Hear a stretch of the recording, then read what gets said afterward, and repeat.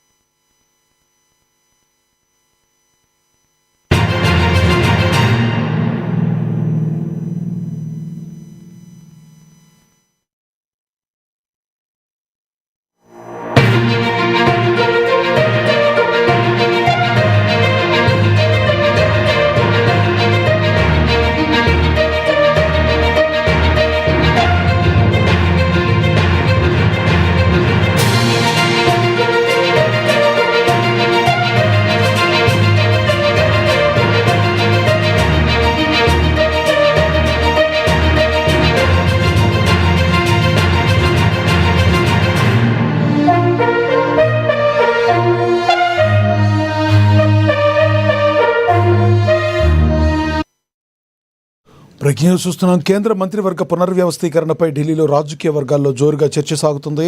ఏ క్షణంలో నిన్న కేంద్ర కేబినెట్లో మార్పులు జరిగే అవకాశం ఉందన్న ప్రచారం చాలా ఊపందుకుంది.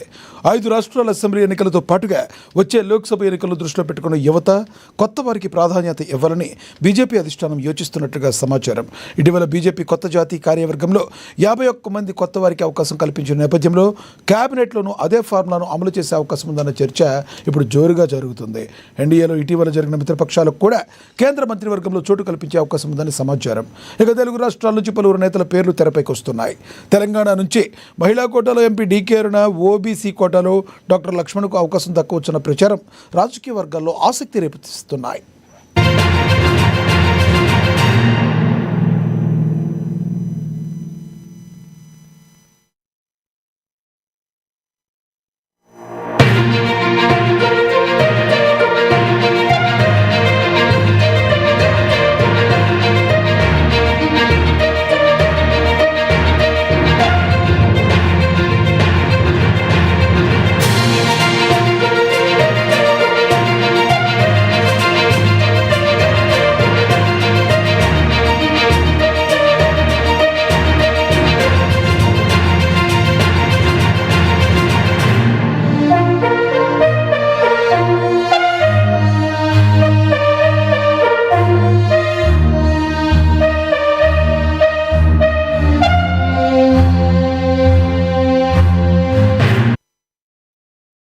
కేంద్ర మంత్రివర్గ పునర్వ్యవస్థీకరణపై ఢిల్లీలో రాజకీయ వర్గాల్లో జోరుగా ప్రచారం జరుగుతుంది. ఏ క్షణంలోనైనా కేంద్ర కేబినెట్లో మార్పులు జరిగే అవకాశం ఉందన్న ప్రచారం ఊపందుకుంది. ఇదే విషయానికి సంబంధించి మరింత సమాచారాన్ని మా ప్రతినిధి హరీష్ ఫోన్ ద్వారా అందిస్తారు. హరీష్, చెప్పండి, మీ దగ్గర ఉన్న తాజా సమాచారం ఏంటి? లక్ష్మణ, ఏ క్షణమైన కేంద్ర మంత్రివర్గ పునర్వ్యవస్థకు సంబంధించి కూడా ప్రక్రియ మొదలు కాబోతున్న పరిస్థితి అయితే కనిపిస్తా ఉంది. ముఖ్యంగా 5 రాష్ట్రాల ఎన్నికలకు సంబంధించి కూడా వచ్చే ఏడాదిలో 5 రాష్ట్రాల ఎన్నికలు ఉన్న నేపథ్యం కావచ్చు. ఉత్తరప్రదేశ్, గుజరాత్, గోవా, ఉత్తరాఖండ్, హిమాచల్ ప్రదేశ్, మణిపూర్, పంజాబ్ రాష్ట్రాలకు సంబంధించి ఈ ఎన్నికలు జరగబోతున్న నేపథ్యం అయితే కనిపిస్తా ఉన్నది.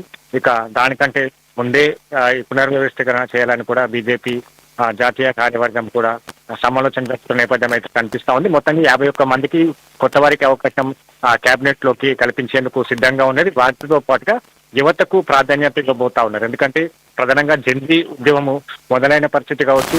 జెన్జీ ఉద్యమం తర్వాత దాంతో యువతకి ప్రాధాన్యత కల్పించేందుకు కేంద్ర సర్కార్ అడుగులు వేస్తున్న నేపథ్యం అయితే కనిపిస్తా ఉంది.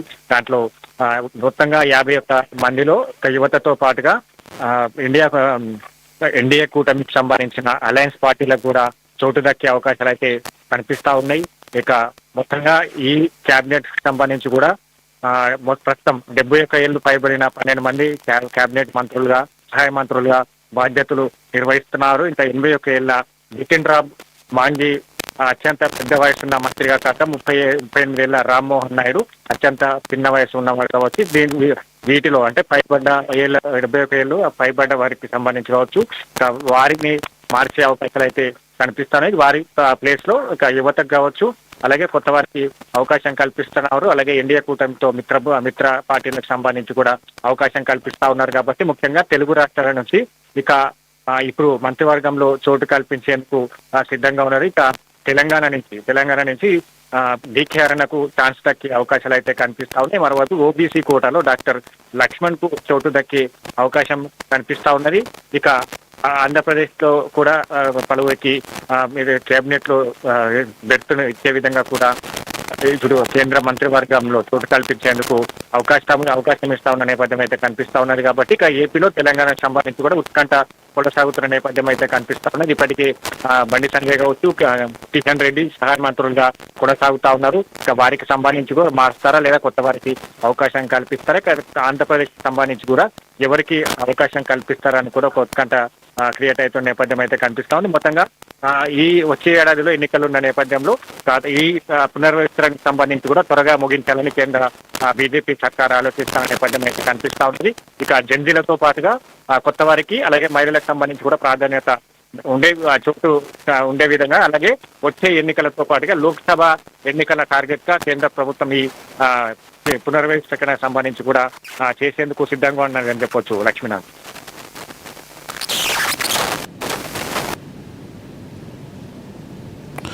Thank you Harish.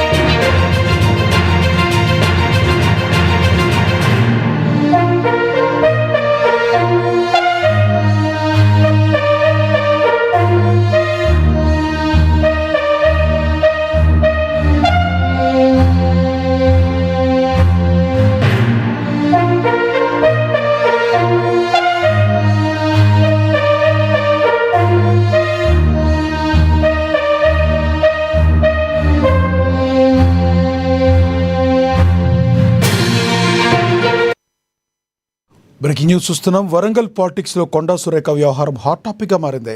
కొండా సురేఖపై వేటు వేయాలని క్రమశిక్షణ కమిటీ రిపోర్ట్ ఇచ్చినప్పటికీ ఇప్పటి వరకు ఆమె నుండి ఎలాంటి స్పందన రాలేదు. నిన్నటి నుంచి హనుమకొండలోని తన నివాసానికి పరిమితమైన సురేఖ ఎవరినీ కలిసేందుకు కూడా అపాయింట్మెంట్ ఇవ్వడం లేదని సమాచారం. దీంతో కొండా సురేఖ మౌనంపై వరంగల్ రాజకీయాల్లో చర్చ జరుగుతుంది. అసలు కొండా దంపతుల వ్యూహం ఏంటి, క్రమశిక్షణ కమిటీ రిపోర్టుపై సురేఖ ఎలా స్పందిస్తారు అన్నది ఇప్పుడు ఎంతో ఆసక్తికరంగా మారింది.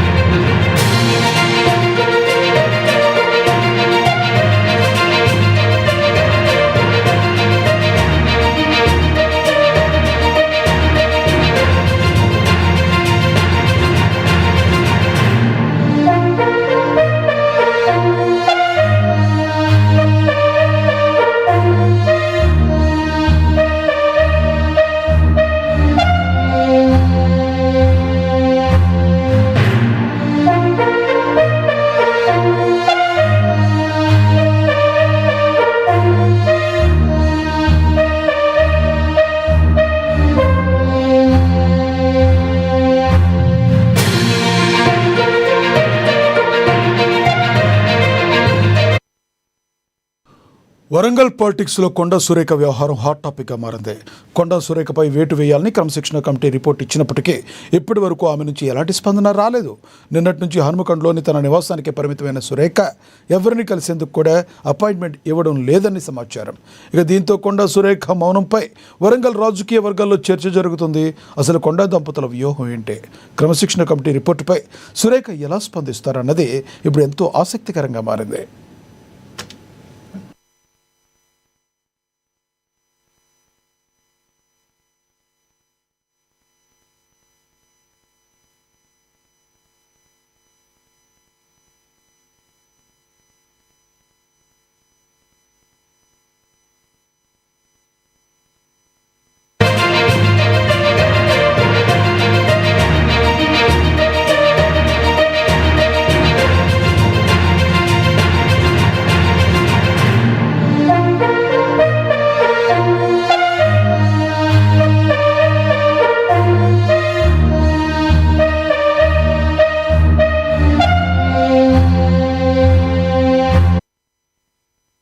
బ్రేకింగ్ న్యూస్ చూస్తున్నాం. సూర్యాపేట జిల్లాలో ఘోర రోడ్డు ప్రమాదం చోటు చేసుకుంది. కోదాడ మండలం ద్వారకుంట సమీపంలో ప్రైవేట్ ట్రావెల్స్ బస్సు కంటైనర్ను ఢీకొట్టింది.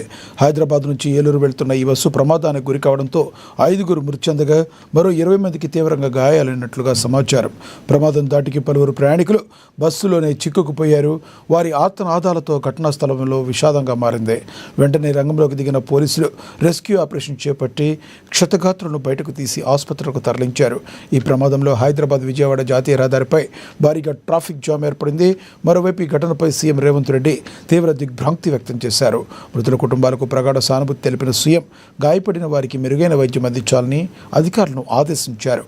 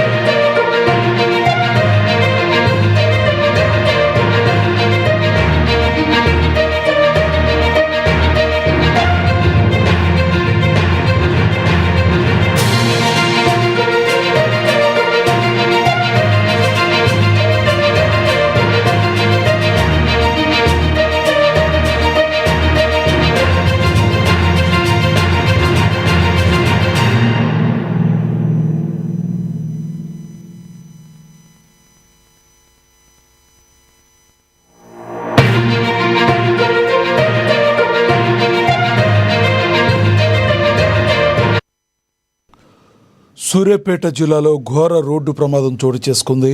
కోదాడ మండలం ద్వారకుంట సమీపంలో ప్రైవేట్ ట్రావెల్స్ బస్సు కంటైనర్ను ఢీకొట్టింది. హైదరాబాద్ నుంచి ఏలూరు వెళుతున్న ఈ బస్ ప్రమాదానికి గురి కావడంతో 5 మృతి చెందగా మరో 20 మందికి తీవ్ర గాయాలైనట్లుగా తెలుస్తుంది. ప్రమాదం ధాటికి పలువురు ప్రయాణికులు బస్సులోనే చిక్కుకుపోయారు. వారి ఆర్తనాదాలతో ఘటనా స్థలం విషాదంగా మారింది. వెంటనే రంగంలోకి దిగిన పోలీసులు రెస్క్యూ ఆపరేషన్ చేపట్టి క్షతగాత్రులను బయటకు తీసి ఆసుపత్రికి తరలించారు. ఈ ప్రమాదంతో హైదరాబాద్ విజయవాడ జాతీయ రహదారిపై భారీ ట్రాఫిక్ జామ్ ఏర్పడింది. మరోవైపు ఈ ఘటనపై సీఎం రేవంత్ రెడ్డి తీవ్ర దిగ్భ్రాంతి వ్యక్తం చేశారు. మృతుల కుటుంబాలకు తన ప్రగాఢ సానుభూతి తెలిపిన సీఎం గాయపడిన వారికి మెరుగైన వైద్యం అందించాలని అధికారులను ఆదేశించారు.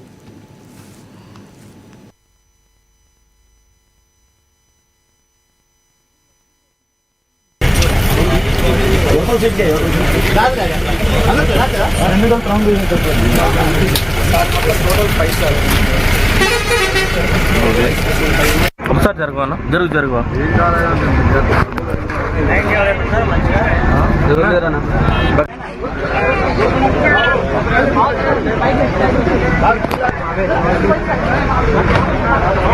అన్నారు జరగనా కొంచెం అటు జరుగు.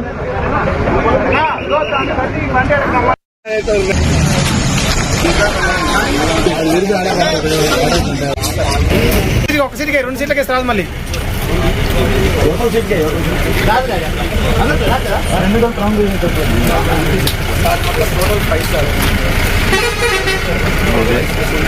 ఒకసారి జరగవా జరుగు.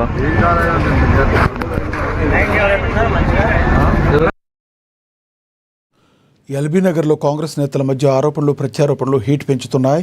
యూత్ కాంగ్రెస్ శక్తి సూపర్ రాష్ట్ర కోఆర్డినేటర్ విద్యారెడ్డి చేసిన ఆరోపణలపై సాహెబ్ నగర్ డివిజన్ కాంగ్రెస్ అధ్యక్షుడు కేతావరావు రమేష్ స్పందించారు. కోర్టు కొట్టేసిన కేసును మళ్లీ ఎందుకు ప్రస్తావిస్తున్నారంటూ విద్యారెడ్డిని ప్రశ్నించారు. తనపై నిరాధార ఆరోపణలు చేస్తూ ప్రతిష్టకు భంగం కలిగిస్తున్నారని ఆరోపించారు. పోలీసులకు ఫిర్యాదు చేశానని SC/ST అట్రాసిటీ చట్టం కింద కేసు నమోదైనట్లుగా తెలిపారు.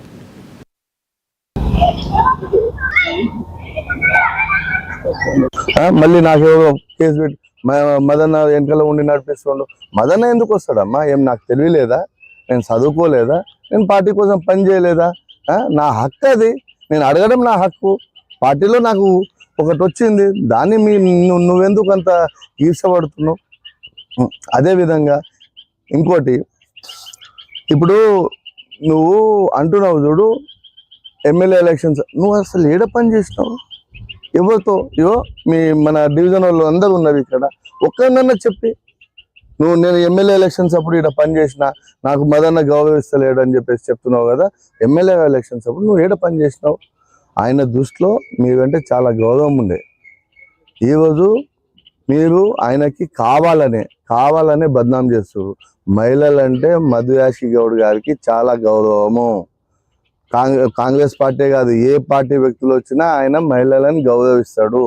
ఫస్ట్ గౌరవించేదే మహిళలను గౌరవించింది కాబట్టి ఈరోజు అందరినీ, దాదాపు అన్ని కులాల వారిగా మహిళలని అందరినీ గౌరవించుకుంటూ పార్టీ పదవులు ఇస్తున్నాడు. కాబట్టి నువ్వు తస్మాత్ జాగ్రత్త విధంగా మాట్లాడితే నేను ఖచ్చితంగా మీ ఇంటి ముందుకు వచ్చి, మా భార్య పిల్లలతో తీసుకొచ్చి మీ ఇంటి ముందు కూర్చోవాల్సి వస్తుంది బిడ్డ.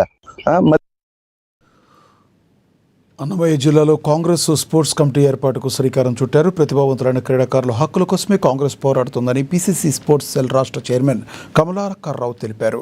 రాయచోట్లో జరిగిన సమావేశంలో క్రీడాకారులకు గతంలో అన్యాయం జరిగిందని ఆరోపించారు. వారి సమస్యలు నేరుగా పార్టీ దృష్టికి తీసుకెళ్లేందుకు త్వరలో ప్రత్యేక డిజిటల్ పోర్టల్ ఏర్పాటు చేస్తామని తెలిపారు. ఆడుదామాంధ్ర పేరుతో ప్రజాధనం దుర్వినియోగమైందంటూ మాజీ మంత్రి రోజాపై తీవ్ర విమర్శలు గుప్పించారు.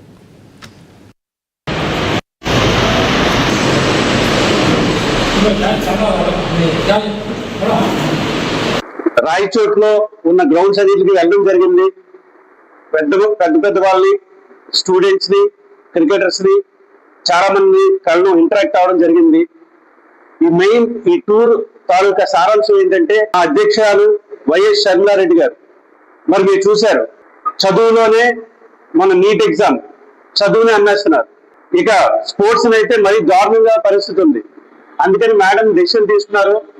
స్పోర్ట్స్ ఆడేవారు ప్రతి ఒక్కరికి కూడా కాంగ్రెస్ పార్టీ తరఫున మన అధ్యక్షులు వైఎస్ షర్మిలారెడ్డి గారి తరఫున ఒక భరోసా ఇవ్వడానికి ఈ టూర్ స్టార్ట్ చేసాం. మరి ఈరోజు ఇది 9వ రోజు. ఈ 9 రోజులు కూడా మొత్తం రాయలసీమలో ఉన్న డిస్ట్రిక్ట్స్ అన్ని తిరగడం జరిగింది. ఎంత దారుణమైన పరిస్థితిలో స్పోర్ట్స్ ఉందంటే మెయిన్ డిస్ట్రిక్ట్స్ లో ఎక్కడా కూడా మినిమం గ్రౌండ్స్ కూడా లేవు.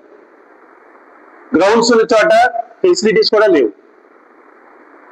మరి మీ అందరికీ తెలుసు, మన ఆర్కే రోజా గారు ఎక్స్ స్పోర్ట్స్ మినిస్టర్, సినిమాల్లో బాగా యాక్ట్ చేస్తారు ఆవిడ. అలాగే లాస్ట్ టైం 100 కోట్ల సినిమా చూపించారు స్పోర్ట్స్ లో దగా. ఇప్పటి వరకు కూడా ఏం జరిగిందో, ఆ 100 కోట్లు ఏం జరిగిందో కూడా టీడీపీ వాళ్ళు చేశారని చెప్పారు, కానీ వాళ్ళు కూడా పట్టించుకోవడం మానేశారు. అంటే మరి వాళ్ళు ఎంత తీసుకున్నారో వీళ్ళు ఎంత తీసుకున్నారో మాకైతే అర్థం కావడం లేదు. అంతేకాకుండా మన నీట్ ఎగ్జామ్ అంటే డాక్టర్స్ కి అది ఎంట్రన్స్ ఎగ్జామ్ లాంటిది. ఆ ఎగ్జామ్ కూడా పేపర్ అమ్ముకోవడం అంటే పరిస్థితులు ఎలాగైపోయాయంటే డబ్బులు ఖర్చు పెట్టుకొని పేపర్ తెప్పించుకొని ఎగ్జామ్ రాసి పాస్ అయ్యి డాక్టర్లు కావాల్సి, దానికి బీజేపీ గవర్నమెంట్ కంప్లీట్ గా సహకరిస్తుంది. అంటే రేపు పొద్దున పరిస్థితి ఏంటి, మనకి స్వచ్ఛమైన డాక్టర్లు దొరకరు. దగ్గు వస్తే ఆపరేషన్ చేయిస్తారేమో. ప్రజలకు జరుగుతున్న అన్యాయాన్ని ప్రజలే క్వశ్చన్ చేశారు. ఈ జరిగిన 12 సంవత్సరాల్లో మనం చూస్తే బీజేపీ పవర్ను పెరుగుతుందంటే మంచి నాయకులు బ్లాక్మెయిల్ చేసి డబ్బుతో కొంతమంది కొని గవర్నమెంట్ ఫామ్ చేసి కేవలం పవర్తో పెరుగుతుంది. సో ఈ రాయచోట్లో ఉన్న గ్రౌండ్స్ అన్నిటికి వెళ్ళడం జరిగింది. కామారెడ్డి జిల్లా కేంద్రంలోని రైల్వే స్టేషన్లో ఎక్సైజ్ రైల్వే టాస్క్ ఫోర్స్ పోలీసులు సంయుక్తంగా నిర్వహించిన తనిఖీల్లో 9 కిలోల ఎండు గంజాయి పట్టుబడింది. సంబల్పూర్ నుంచి నాందేడ్ వెళ్తున్న ఎక్స్ప్రెస్ రైల్లో గంజాయి రవాణా జరుగుతుందన్న సమాచారంతో నిఘా పెట్టిన అధికారులు అనుమానాస్పదంగా తిరుగుతున్న వ్యక్తిని అదుపులోకి తీసుకున్నారు. అతని బ్యాగ్లో 9 కిలోల గంజాయి లభించడంతో అరెస్టు చేసి కేసు నమోదు చేశారు. పట్టుబడ్డ వ్యక్తిని మధ్యప్రదేశ్కు చెందిన కిషన్ పటేల్గా గుర్తించారు. ఈరోజు సంబాల్పూర్ నుంచి నాందేడ్ వెళ్ళే నాగవాల్ ఎక్స్ప్రెస్లో మరొకసారి కూడా గాంజా లభించడం అనేది జరిగింది. ఈ మంత్లో ఇది మన స్టేషన్ పరిధిలో ఇది 2వ కేసు. గత 2 నెలల నుంచి పరంగా చూసుకుంటే ఓవరాల్గా 10 కేసెస్ డిటెక్ట్ చేయడం జరిగింది. ప్రతి కేసులో కూడా రైల్వే పోలీసులు ప్లస్ ఎక్సైజ్ పోలీసులు అందరూ కోఆర్డినేషన్ తోటి ఈ రైడ్స్ అనేది చేయడం జరుగుతున్నది. రైల్వే పోలీస్ అంటే ఆఫీస్ వాళ్ళు కంటిన్యూస్గా వాళ్ళ టాస్క్ ఫోర్స్ టీం నుంచి వెంకటేష్ గారు, రవీందర్ గారు కంటిన్యూస్ ఎఫర్ట్స్ పెడుతున్నారు. మాకు ఇన్ఫర్మేషన్ ఇస్తున్నారు. మాకు వచ్చిన ఇన్ఫర్మేషన్ అందరం కలిసి కోఆర్డినేషన్ తోటి రైడ్స్ కంప్లీట్ చేసుకొని ఇప్పటివరకు టోటల్గా ఇది 110 కిలోలు ఈ కేసు తోటి. ఈ కేసులో మనకు అక్యూజ్ దొరికిండు, మధ్యప్రదేశ్ సంబంధించిన అక్యూజ్ దొరికిండు. అతని దగ్గర 9 కిలోల గాంజా అనేది సీజ్ చేయడం జరిగింది. అతని మీద కేసు నమోదు చేసినాము. ఇప్పుడు కోర్టులో ప్రొడ్యూస్ చేసి రిమాండ్కు పంపిస్తున్నాము. అతన్ని ఫర్దర్ ప్రాసెస్ కూడా ఇమీడియట్గా చేయబడుతుంది. ఆయన పేరు son of Lalji Patel, resident of Shahdol, Kishan Patel, son of Lalji Patel, Shahdol district, Madhya Pradesh. ప్యాకెట్లు దొరికినాయి అండ్ 4 ప్యాకెట్లు వెయిట్ చేసినప్పుడు ఒక్కొక్కటి 2 kgs దొరికింది.